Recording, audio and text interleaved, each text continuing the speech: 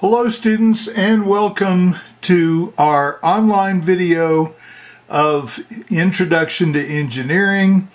Today we will be covering chapter 23, design step number 3, selection of a solution. I hope you're all staying safe out there and practicing social distancing and isolation. Please be careful. It's going to look really bad if my students start getting COVID and incapacitating themselves. Not to mention if I get COVID, but never mind. This is a time we all need to be very careful. So please be safe. All right, well, I think I've pretty much screwed up any message I was trying to deliver there. So let's plunge boldly into design step number 3, selection of a solution. All right, so what we want to talk about is Namsu's design axioms, independence of functional requirements and minimum information content, decision matrix, how to evaluate criteria and assign numerical weights, and evaluation of alternatives through that design matrix. All right, so first we talk about maintaining the independence of the design's functional requirements. Our first axiom is the independence axiom. Okay, a ferocious cat of the desert is trying to intrude on my lecture here. First of all, we want to practice the old KISS principle. Keep it simple, stupid. Don't elaborate where you don't need to elaborate.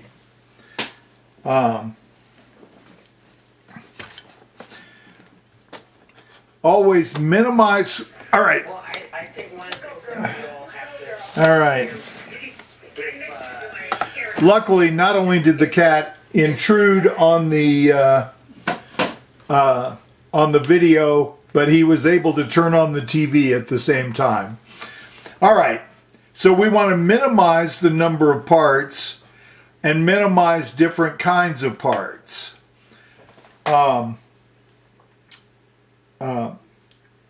It's always tempting to design so that your all right. Come on. Oh, come on. There you go. All right. All right. All right. Let me just take that temptation out of the way here. And all right. All right. Phew. All right. We minimize the parts and we minimize the different kinds of parts.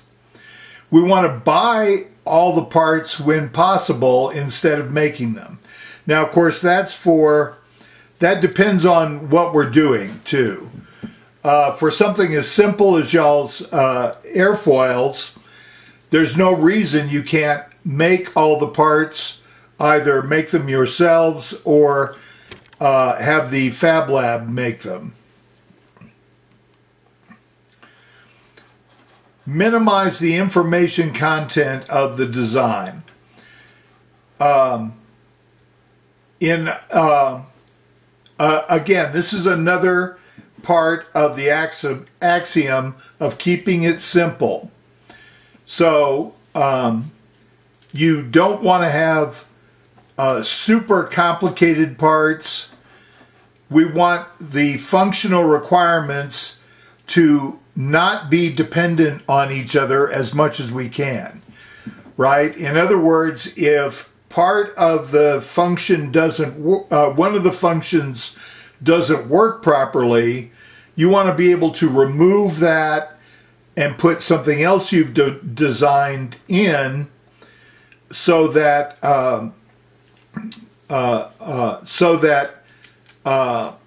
it doesn't involve taking the whole thing apart and starting over, right? So in other words, we're looking for modular design.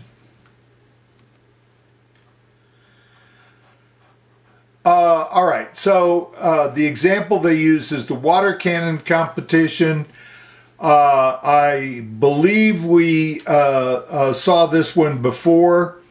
So we want a system that retrieves surface objects, in this case ping pong balls, and subsurface, a 1 pound mass object or objects from a swimming pool.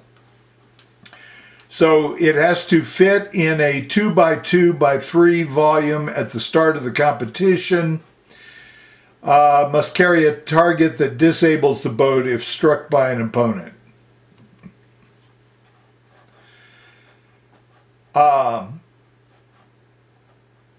So our water cannon design, the water cannon is effective in aiming and it's independent of the steering. Catapults would not be as effective because the aiming would be dependent on steering. Our boat is maneuverable with 2 propellers to decouple the move and turn functions. The possible problem is that the manufacture of the prop systems is time consuming.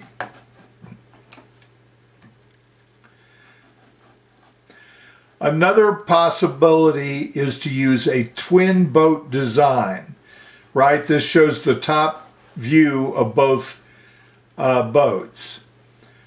That decouples our 2 retrieval functions, with one boat collecting the ping pong balls, the other one the 1 pound masses. And you'll notice they've got a Gatling gun shooting multiple projectiles, a laser sight so that you know you're lined up on the target. So there you go.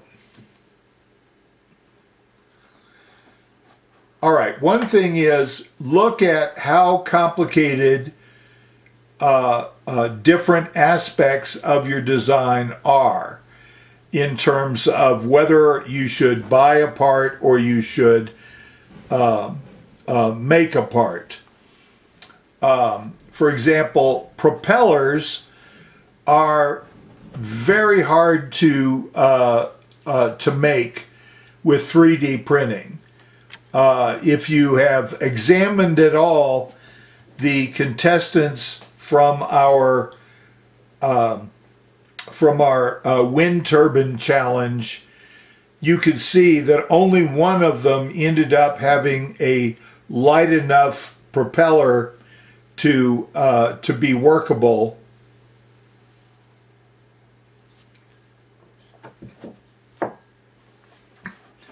In this case, they've used 2 identical hull designs. That simplifies the design and manufacturing. The boats aren't going to be as maneuverable as the water cannon design because the move and turn functions aren't independent. A single prop design must forward, must move, I'm going to say it must move forward in order to turn. And our Gatling gun is not going to be as effective as the water cannon because aiming is dependent on steering. Although with the laser sight, it seems like there might be more accuracy. But we're just going to go with what these guys say and not worry about that. All right, so the result of the competition, they said the characteristics were accurate as far as how the boat's performance went. Twin boat design won the competition on the strength of the dual retrieval system. Although we must remember that that introduces its own complication, because that means that the two boats have to both be guided independently.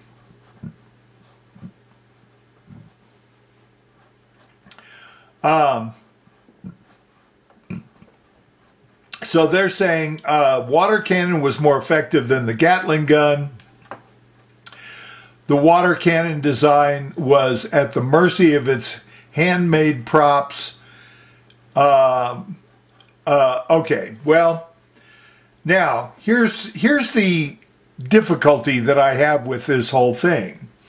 Did they actually have this competition? Did they make these boats? And did they actually test this whole thing? Because it seems more like it's an exercise in a thought exercise. Because if you had done the competition, why wouldn't you have pictures of the boats? All right, so let's talk about design for ease of manufacture. Right, so we've already discussed reduce the number of parts, and particularly reduce the number of different parts. If our parts have complicated geometry, how can we simplify that? We should always be looking at how we can simplify.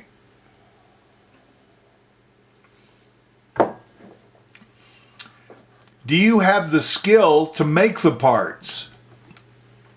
Some parts that are very simple would be incredibly complicated to make. For example, if you were going to make a bolt, how would you do that? An automatic screw machine can turn those out by the thousands per hour, but how would you personally make a little bolt? And we have to ask, is our design modular? In other words, do we have to take everything apart to change one thing? Or can we just disassemble that part of the function and replace it with something that we think will work better? For example, any of you that have worked on cars have probably noticed how modular they are. Right? We don't have to take apart the entire car to take out the fuel pump. For that matter, to take out the engine, we don't have to take apart the entire car. Although we will probably have to take the hood off. All right. So, I didn't feel like they had enough material about design for robustness. So I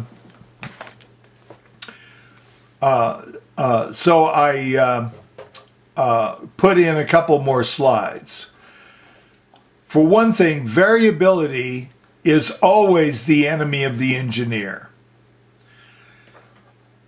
That can mean manufacturing variability, environmental variability, or what happens when the design is in use and it starts wearing a bit. We want designs that are insensitive to these variations. In other words, we don't want a design that is dependent on being manufactured absolutely 100% perfectly, that can only operate in one narrow environment, that is a problem as far as internal wear is concerned. And try and anticipate and expect the unexpected, right? You may be thinking in your design in terms of ideal conditions, but what are the chances that the conditions will always be ideal? Pretty low in my in my experience. So our designs need to cope with the variability that we're going to encounter in our conditions. All right, so when we're designing for robustness, these are the questions we need to answer. Will those small manufacturing errors affect performance? Will the design function properly over the full range of environmental conditions? Now, some environmental conditions we can usually ignore. For example, we're probably not going to design for Arctic conditions. Right? So unless we're designing something that's going to be used in Alaska or Siberia, we don't have to worry about the temperature being 50 below zero and all the problems that would bring. If we're in a design competition, what is the opposing team going to do? Have we anticipated their actions?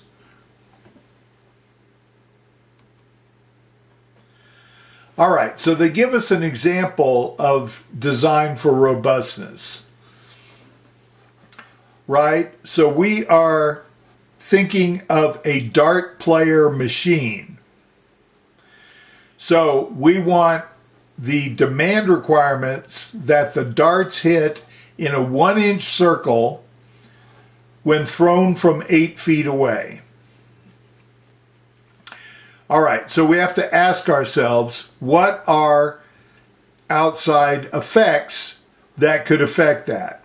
Well, of course, those small manufacturing errors might affect that. Our environmental fluctuations, as far as drafts in the room, reloading the dart player might affect how it works.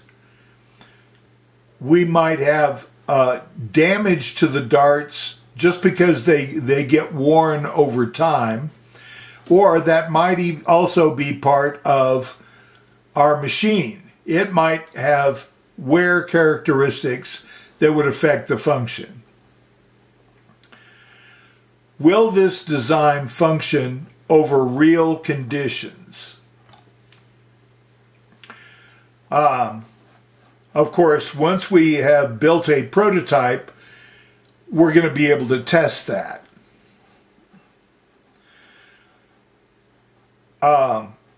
Did we allow for the competition who may have put obstacles in our way? Are they allowed to put obstacles in our way? How does that work? You assume a level playing field.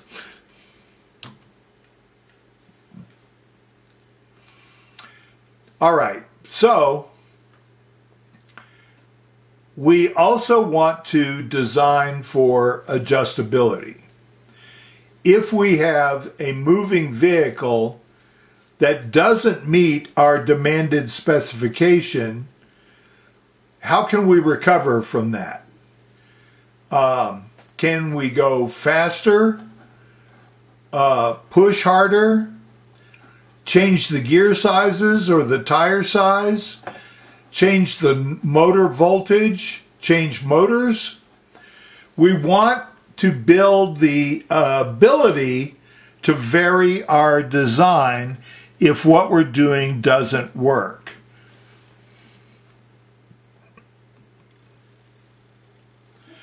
All right, so one thing that we often use is a decision matrix. That is a systematic way to design a multifunctional design. It helps us evaluate the strengths and weaknesses of our different designs, and we want to describe the functionality that we want in terms of low weight, low cost, easy to manufacture, things of that nature. All right, so we identify our evaluation criteria, right? Does that mean low weight is a factor? Well, it certainly will be for y'all's airfoil project. Does it mean that size is a factor? Is that one of the requirements? Does that mean that, whatever evaluation criteria, the power that we use? If we're using electric power, how many batteries are we going to have associated with this, and how long will they last? So they want us to weigh the evaluation criteria, and our weight values are in proportion to the importance of success. The more weight we put on a specific criterion, the more important that criterion is. They say define the weights so that when you add them all up, that their sum is 1. I don't really think that's important at all, because it's going to work the same whether the weights add up to 1 or not.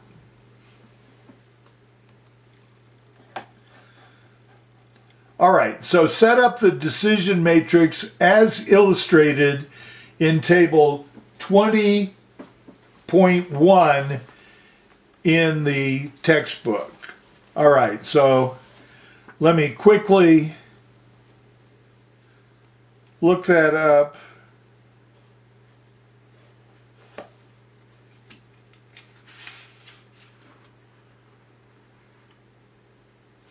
Table 20.1, 20.1. All right, so here you see a shot of table 20.1. It's on page 414 of your book. Okay, and I'm hoping that you're going to open your book to that, because my arms are already getting tired of holding this up. Right, so you can see that they have 10 criterion there for their team assessment. Okay, why they want us to look at the team assessment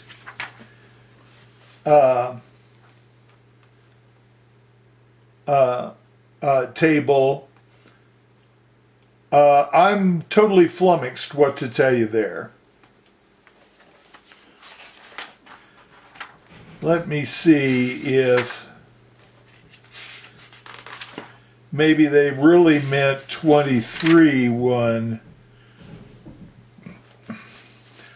Yes, I think they did really mean 23.1, which is I can hardly hold it far enough away, on page 446, where they have set up a table. They have 5 criterion.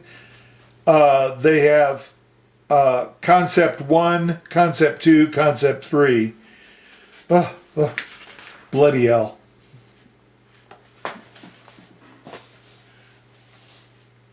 All right. In fact, that is so annoying to me that I am going to fix that right now.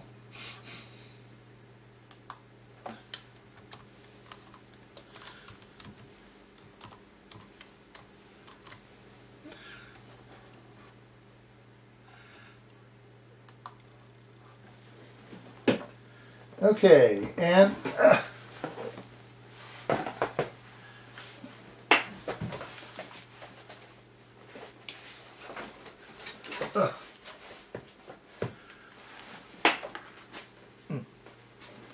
all right.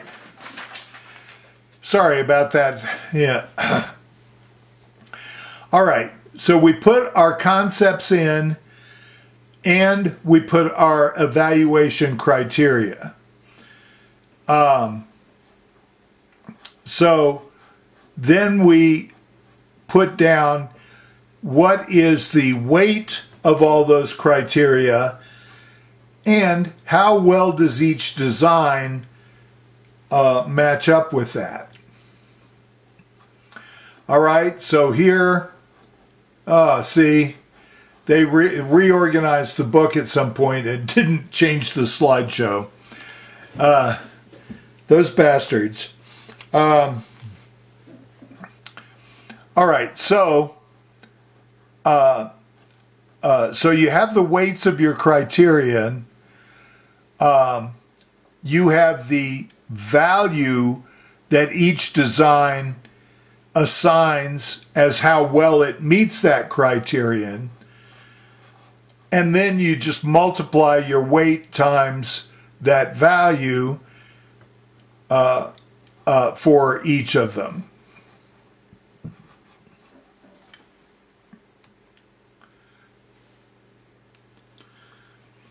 All right, so we're assigning values to each concept, and you can use, they're assigning values between 0 and 10. Okay, but you could use 0 to 100 or 0 to 1,000. The only difference is it's going to make it more complicated to do the math. You know, so 0 to 10, not a bad idea. And they're actually only taking 3 different values. 0 for totally useless, for that criterion, a average in regard to that criterion, and 10 perfect concept in regard to this criterion. All right, well, okay, that works well enough. All right, so here they're going back to their the golf machine idea that we discussed before. It seems so long ago that we discussed this. Those Canaan days we used to know, where have they gone? Where did they go? All right, so whether it drives well, putts well, the loader is robust. In other words, it will load a new golf ball easily or not.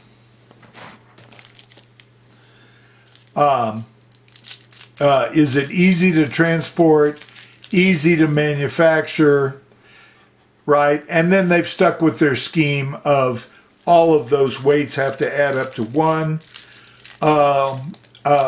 It's fine to do it that way, but I'm also not bothered if you if your weights don't add up to 1.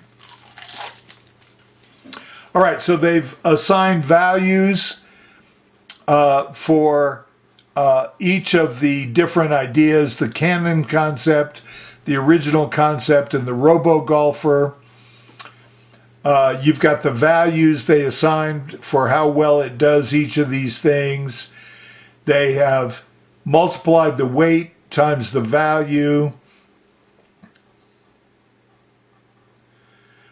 for each of those, and they come up with a total for each concept. All right, so you could see the robo-golfer came out ahead at 6.85, where the next closest is 6.30. Remember, though, these decision matrices are not an absolute command and control situation. In other words, we might look at the robo-golfer and say, well, this has some really good points to it, but the canon concept is so much easier to transport that really should weigh more. Oh, all right.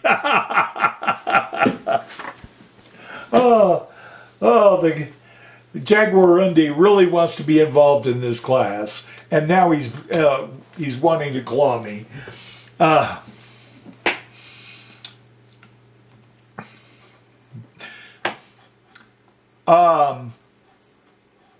All right, so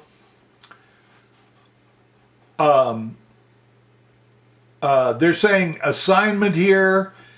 Don't worry about this. I've got your homework is on the end of this presentation. All right, so don't make it so your decision matrix can only come out with one concept. If the concept everyone hates the most comes out on top, rethink what's going on. Right? So we're not going to blindly obey just because the decision matrix says one concept is better than the others. We want to make sure everybody is involved in decision making, not just one person or a part of the team. Don't be afraid of bold designs. That might actually be the best design. Very often, the reason that something suddenly comes on the scene and starts taking over a market as a product is because it is so startlingly different from what everybody has done before.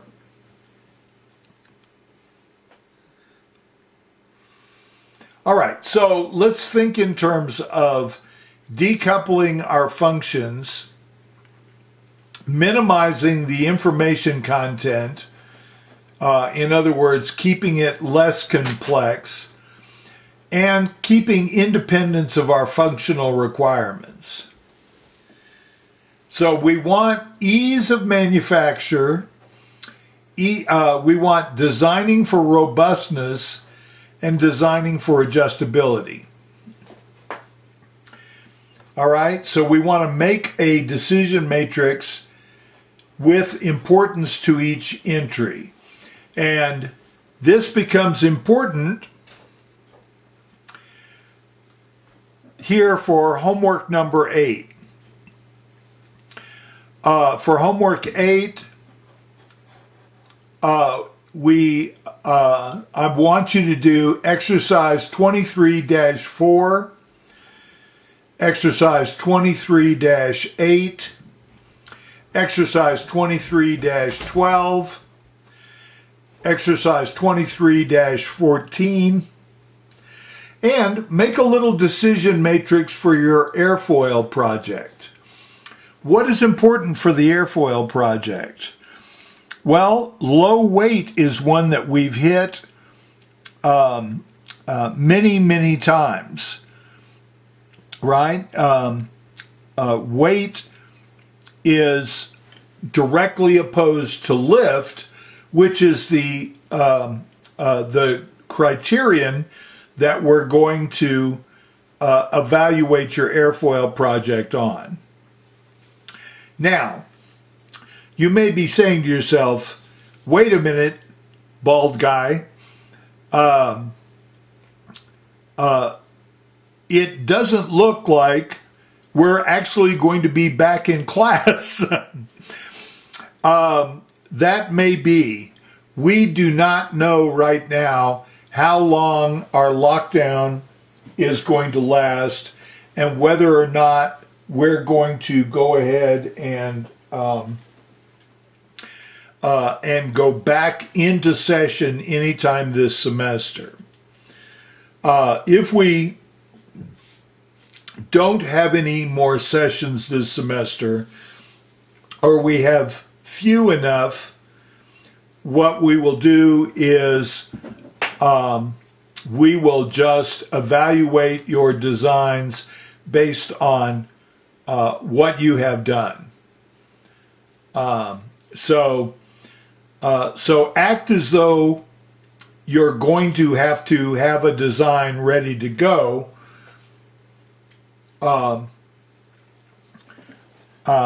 as far as doing a good design, maybe even putting together some preliminary